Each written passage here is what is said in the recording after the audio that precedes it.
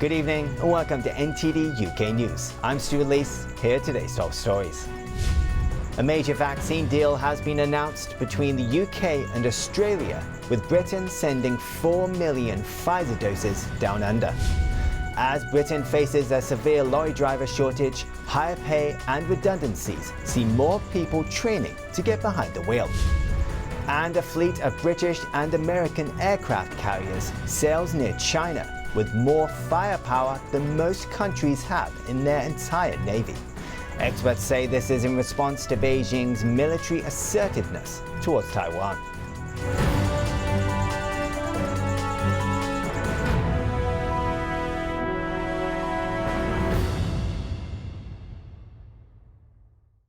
The UK is to send 4 million doses of the Pfizer jab to Australia as part of a COVID-19 vaccine deal. The Department of Health says Australia will return the same overall volume of doses to the UK before the end of the year. NTD's Joanne Robson has this report. A major swap deal with the UK, revealed by Australian Prime Minister Scott Morrison earlier. Because the government has been able to secure with the government of the United Kingdom a Pfizer swap deal, which will see 4 million doses of Pfizer come to Australia this month.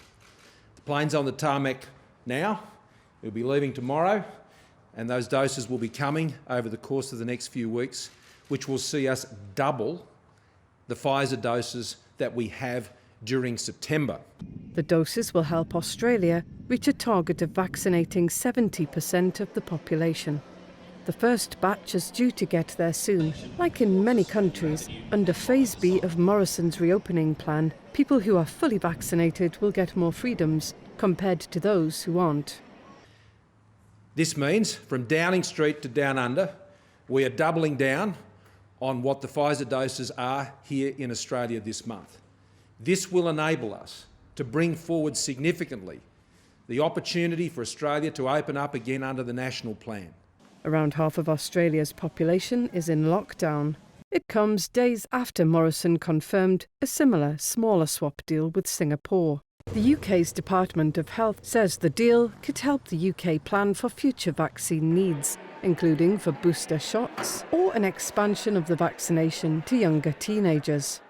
These plans are not yet approved by the Joint Committee on Vaccination and Immunisation. Joanne Robson, NTD News. A British-born man who was a member of a team of Islamic State militants nicknamed the Beatles pleaded guilty on Thursday to 8 US criminal charges. NTD's Cost Jimenez brings us the details. A British-born member of the Islamic State has pled guilty in a US court to 8 criminal charges, including lethal hostage-taking and conspiracy to support terrorists. Alexander Cote is one of 2 British-born jihadists held in Iraq by US military and flown to America to face terrorism charges. Cote belonged to a 4-member Islamic State cell nicknamed the Beatles because of their British accents. Before a US district judge, he pled guilty to the murders of 2 aid workers as well as journalists Stephen Sodloff and James Foley. In 2014, Islamic State released a video claiming to show Foley's beheading. The charges against Cote carry potential death sentences. But US authorities say prosecutors will not seek the death penalty as Cote has agreed to life imprisonment without parole. Under a tentative agreement, he could be transferred to a British prison after 15 years. The Beatles' cell was suspected of taking part in graphic videos posted online showing beheadings of foreign hostages. Both Cote and the other member in detention have had their British citizenship withdrawn. Cost Jimenez, NTD News. Britain is facing a severe lorry driver shortage, but higher pay and pandemic redundancies have seen increases in people taking lorry driver training. NTD's Trevor Piper has a story. At a training centre in London, aspiring lorry drivers are practising their new skills. Wesley Van Tonder says he was a takeaway delivery driver during the pandemic, as that was the only job he could get. Well, I liked it, but now everything's starting to open back up, so there's more people on the road, and on the bike it's a bit dangerous, so I'd rather drive a truck, plus the weather. It's always raining, so I'd rather be in a truck in the warmth and under the rain, like, all the time. A lorry driver shortage saw salaries of new drivers rise by nearly 6% between February and July. The average salary across all jobs increased by less than 1% in that period. Nick Fuller is a bus driver in London. He hopes retraining as a lorry driver will help him buy a house for his family. Always wanted to do it, and heard about this lorry shortages. Yeah, maybe I would say give me a bit of incentive to go and get it now rather than later.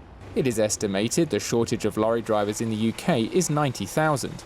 The National Driving Centre says the number of people wanting to become lorry drivers is up 20% compared with before the pandemic. We've even had airline pilots that have been potentially, some have been made redundant, some with that sort of threat hanging over them. But yeah, so they possibly go from 747s to Class 1 lorries. In an average year, nearly 40,000 people pass tests to drive a lorry in Britain, but this fell by almost 2/3 last year. The government has rejected calls to ease visa restrictions for EU lorry drivers, telling the industry to improve pay and conditions to attract domestic drivers. I think the government at the moment is handling things very, very well, in that they're really focusing on training up domestic people that have been displaced from coronavirus, rather than potentially, which is being shouted for, putting lorry driving on the skills shortage list to get some of these European workers back on a work visa. We're going to train up domestic people, which is obviously great for companies like ourselves, but it's great for the UK public. Shortages of drivers have led some companies to offer new drivers up to £5,000 to sign up. Trevor Piper, NTD News. The government has refused to deny reports that it is planning to raise national insurance in order to fund social care reforms. The alleged plan faced criticism from opposition parties and some Conservative MPs. NTD's Cost Jimenez brings us the details. Newspaper reports suggest the government is considering a 1% rise in the national insurance rate. This is to fund social care reforms and tackle the NHS backlog. The rise would break a pledge made by Boris Johnson in the 2019 Tory election manifesto. He promised not to raise income tax, VAT or national insurance. Downing Street did not deny a tax raise was being considered, but stressed no decisions had been made. Justice Secretary Robert Buckland told the BBC that the same manifesto promised to ensure social care is adequately funded. Former Health Secretary Jeremy Hunt supports a tax rise but warns that increasing national insurance will disproportionately target the young. Shadow Chief Secretary to the Treasury Bridget Phillipson says the proposed rise is short-sighted and will hit businesses and working people hard. Cost Jimenez, NTD News. Pet abduction will become a criminal offence in England under new government plans. It means dog thieves face up to 7 years in jail, with a proposed law recognising animals as sentient beings. Here's NTD's Anna Rodriguez with the story. Pet abduction could become a criminal offence following the rise of dog thefts during lockdowns. The price of some dog breeds went up by almost 90%. This potentially made pet theft more appealing to criminals. But under new plans, criminals will face up to 7 years in jail for stealing someone's pet. Data estimates more than 2,400 dogs stolen overall last year. The North West reported a sharp increase of 68% in pet thefts, with the North East following closely with a 54% increase. The proposals are one of the recommendations from the Pet Theft Task Force that was launched in May to investigate the problem. Under current rules, if a pet is stolen, it's treated as the owner losing property, but the law will be changed to acknowledge pets as more than just property. It will recognize the emotional distress caused to the animal and its owner. It's hoped the measures will put off thieves from stealing and selling pets. Anna Rodriguez, NTD News. A fleet of British and American aircraft carriers is sailing near China, boasting more firepower than most countries have in their entire navy. We hear from NTD's Don Ma in New York about this collaboration between UK and US forces. The US and the UK have assembled one of the world's most powerful naval formations near China, in the waters surrounding Okinawa, Japan. It's among the most formidable group of ships to sail together in years, and it's not a coincidence that it appeared near China's coast. Recently, Beijing has been increasing its military assertiveness in the region, mainly towards Taiwan. The joint US-UK move indicates a potential warning to China's Communist Party, or CCP, that upsetting the status quo in the region could be matched with a powerful response. For China, this is a warning sign. It's undeniable that the U.S. military deployment and military strength in the Indo-Pacific region cannot be underestimated. The naval formation is composed of 3 aircraft carriers. That's the USS America, the HMS Queen Elizabeth, and the nuclear-powered USS Carl Vinson. A former Chinese Communist Party military personnel tells NTD that in a military confrontation, China is no match for America's power. Why does the United States place such a large force on the Western Pacific and at the doorstep of the CCP? I think it is a strategic deterrence. It's to tell the CCP to settle down. In an actual confrontation, this force is terrifying and very powerful. I think the CCP couldn't defend against it. The Naval Assembly is part of the 2 countries' maritime deployment operations. Those operations also include training exercises. And on each carrier are dozens of advanced fighter jets. In total, they carry nearly 80 combined aircrafts. These carriers are accompanied by Dutch and British support escorts. These carriers are also sporting several submarines and hundreds of long-range missiles. Together, these carriers and escorts possess more firepower than most countries have in their entire naval fleets. By comparison, China currently deploys just 2 aircraft carriers. Don Ma, NTD News. Canal boat holidays have been the shining light for the pandemic-hit tourism industry. For one company in Surrey, it's been a time of growth. NTD's Neil Woodrow talks with its co-owner. Reports suggest Canal boat holidays have done considerably better than the tourism industry average during the pandemic. John Christopher Stokes has been running this business with his wife and son for about 3 years with a small fleet. Their ethos is to invest their time in making sure people feel safe and comfortable on their boats and spend as long as it takes to train people to achieve that.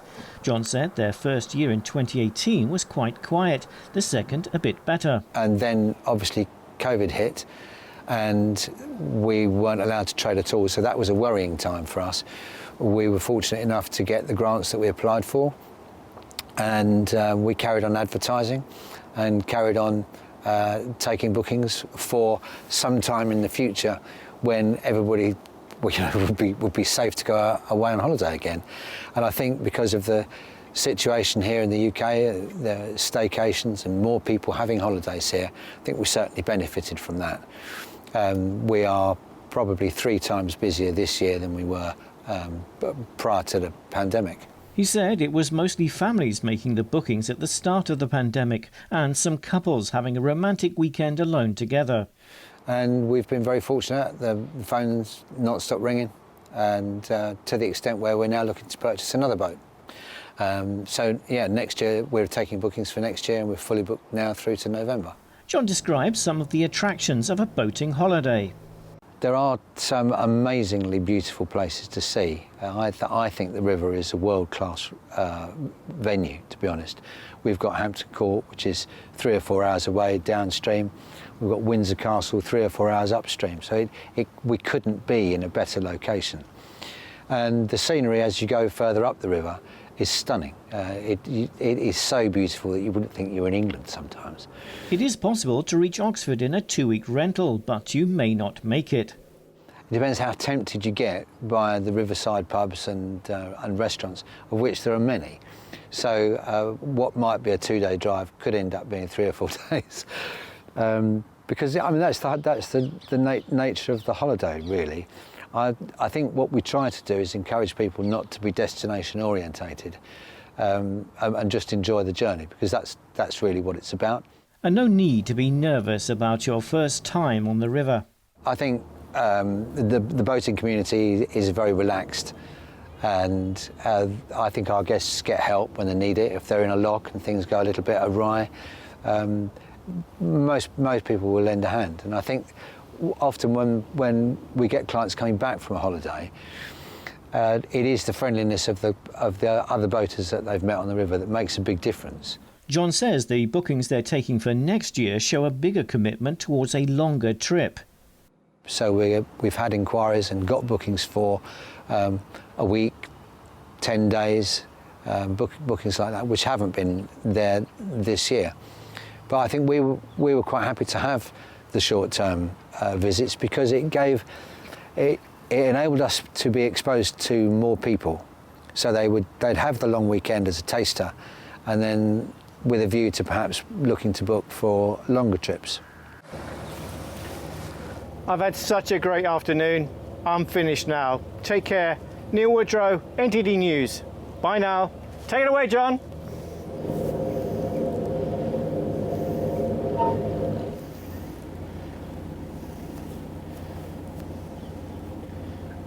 Still to come, Poland declares a state of emergency on its Belarus border.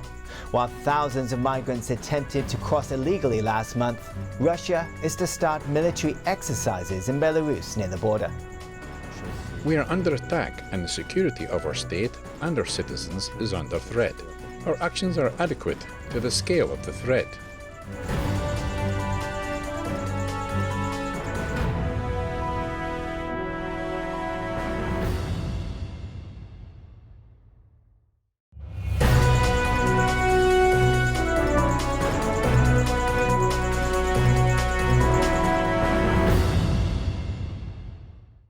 Poland has become the third EU country to declare a state of emergency on its Belarus border. It says thousands of migrants attempted to illegally cross the border last month. NTD's Joanne Robson has the story. Poland's president has declared a state of emergency in 2 regions bordering Belarus. His spokesman says this unprecedented move in the country's post-communist history follows a surge in illegal migration. The situation on the border with Belarus is difficult. Poland has been improving security along its frontier by building a fence and deploying troops. It is the third EU member to impose a state of emergency on its Belarus border. Lithuania and Latvia did so earlier this summer, saying they face a hybrid war attack. Today, we as Poland, being responsible for our own borders, but also for the borders of the European Union, must take measures to ensure the security of Poland and the EU. And this is the reason for the President's decision. The state of emergency will restrict the movement of people in a 2-mile wide zone along the border for 30 days. The Polish Interior Minister says the state of emergency is needed to protect security, as there's a Russian military exercise in Belarus this month.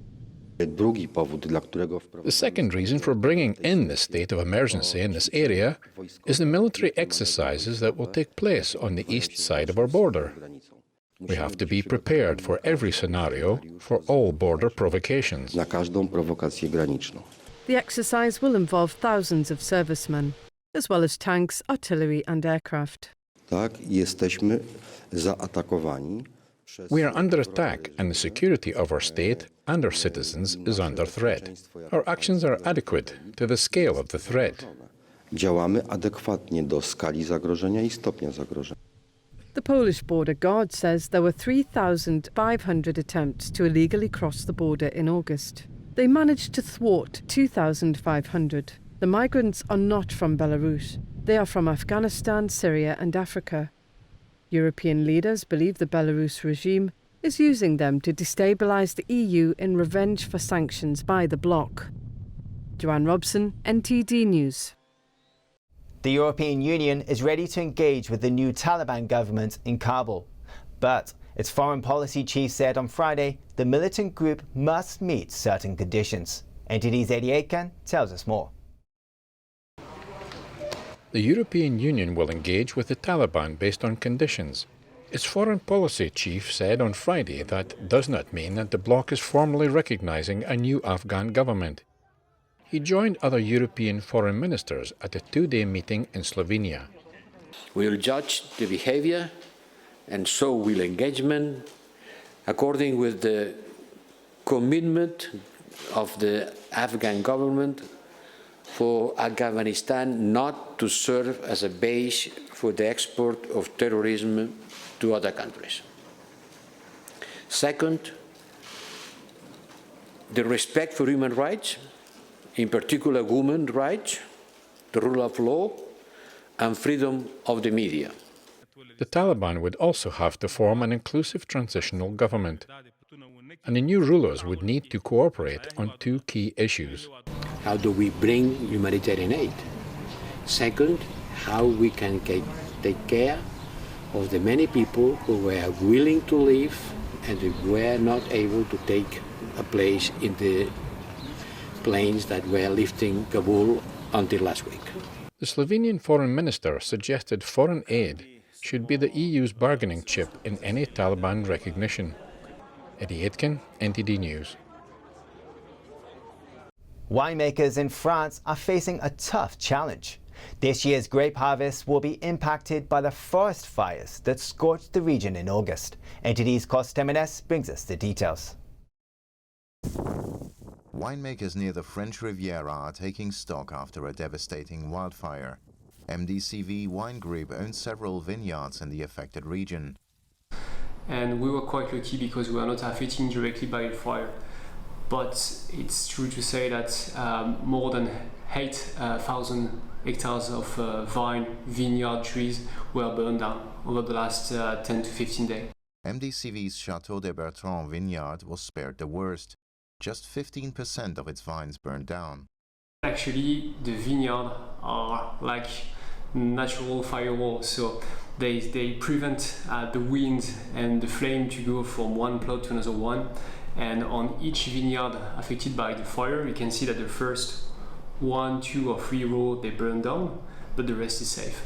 Other winemakers were not so fortunate. At least one small estate saw its vines completely destroyed.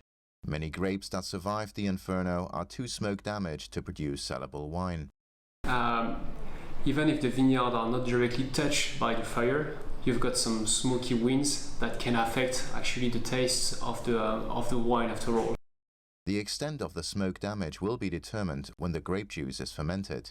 We're gonna see during the vinification process, making some tests to make sure that it's safe for everybody to try and to sip the wine, that the quality is okay.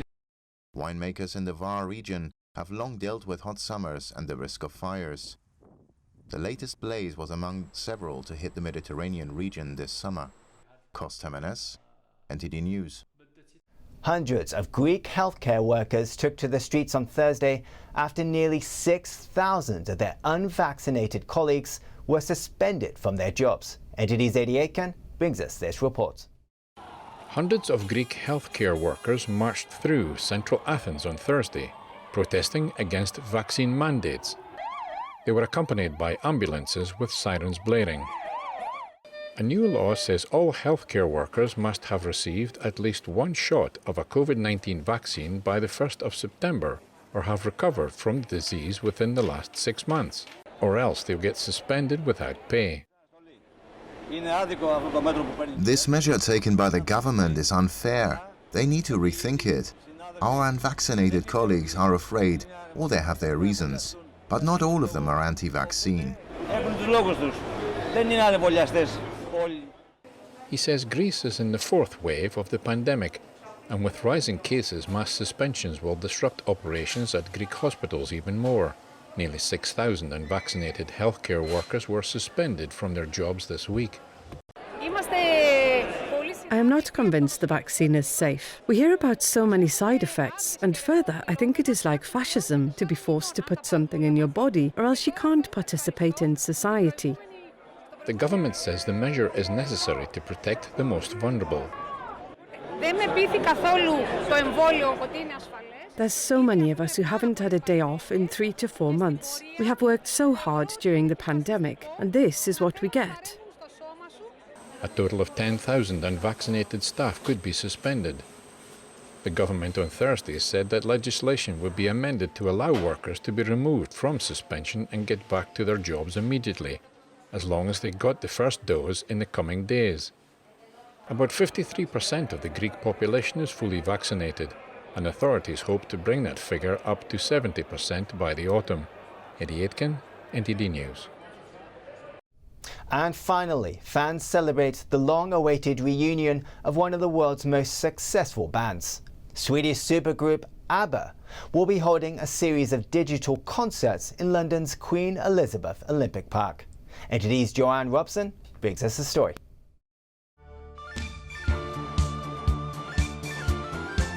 Swedish pop group ABBA has announced a comeback after nearly 40 years. An album will come out in November. 2 of its songs were released on Thursday. Digital concerts will be held at a purpose-built ABBA arena in London's Queen Elizabeth Olympic Park in May. It was suggested to us that we could go on tour as holograms. Yeah. And this is now 4 or 5 years ago, isn't it? For now. And we found out very soon that that wasn't even possible because holograms is an old technology. The concerts will feature digital versions of ABBA's 4 stars, Agneta, Björn, Benny and Annie Frid. The avatars were created using motion capture technology, like that used to create Gollum in the Lord of the Rings movies. They will show members of the band as they looked in 1979. When it comes to entertainment, yes, theater, musicals, concerts, it's all here. It's been here for years and years and years. And there is a big audience from all over the world traveling here for that reason. So, and also it was a no-brainer, really. ABBA was founded in the early 1970s.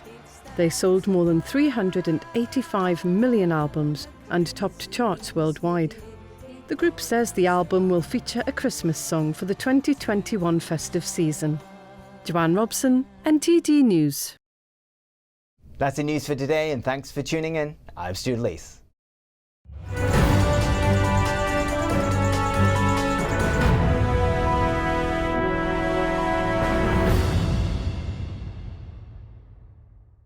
Thank you for watching our daily news show on YouTube. You can also watch our other programming on channel 190 on Sky TV or on Freeview via channel box on channel 271. In the meantime though, please give this video a like and hit subscribe to our channel. Have a good day.